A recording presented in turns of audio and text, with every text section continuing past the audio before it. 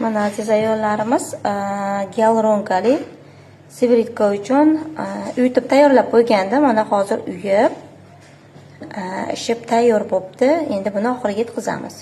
Endi buni uyitilgan gyaluronkali mahsulotimizga hozir yetarlicha suv quyib, yaxshilab aralashtiramiz. Yana suvni o'lchab olganman. Mana 100 grammlik idishga tayyor qilib o'lchab qo'yib qo'yganman. Ya'ni bunga 100 gram suv qo'shamiz va yaxshilab mikser bilan aralashtiramiz. Gyaluronkali sivritkani tayyorlash juda ham qiyinroq, chunki bu juda ham mas'uliyatni talab qiladi. Mana mikserlab tayyor qilib oldik. Gyaluronkali sivritkamiz asosiy nimasi tayyor bo'ldi. Bunga depantenol qo'shdik.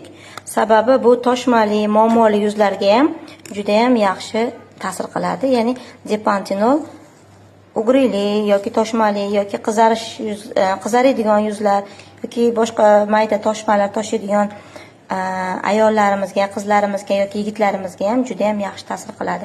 Endi bunga jemchujniy pigmentimiz bor. Bundan ozgina qo'shamiz.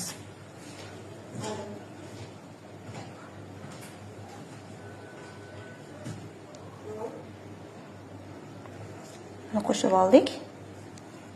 Endi buni yana yaxshilab to'liq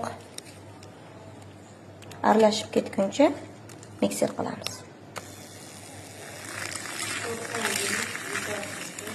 Mana gyaluronkali sivritkamiz ham tayyor bo'ldi. Endi buni idishlarga quyib, egalariga jo'natamiz. Mana ko'rib turganingizdek, juda ham quyuq, asosiysi 100% naturalniy. Buni boshqa sivritkalardan farqi yuzga juda ham zo'r effekt beradi. Lifting yuzni juda ham yaxshi tortadi. Chuqur yuzni qatlamlarigacha namligini saqlab beradi. Blesklarni ko'ryapsizlarmi? Qarang, qanaqa chiroyli, juda ham chiroyli chiqdi.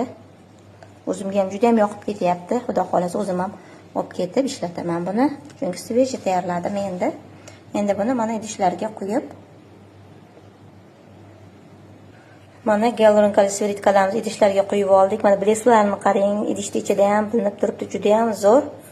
Mana 30 grammlik idishlarimizga qo'ydik. Buni bemalol har kuni kechqurun yuzingizga ishlatsangiz bo'ladi. Mana juda ham zo'r chiqdi.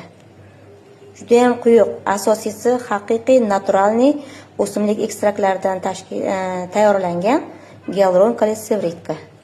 Juda ham zo'r. Bir marta ishlatib ko'rasiz, bir martada effektini sezasiz.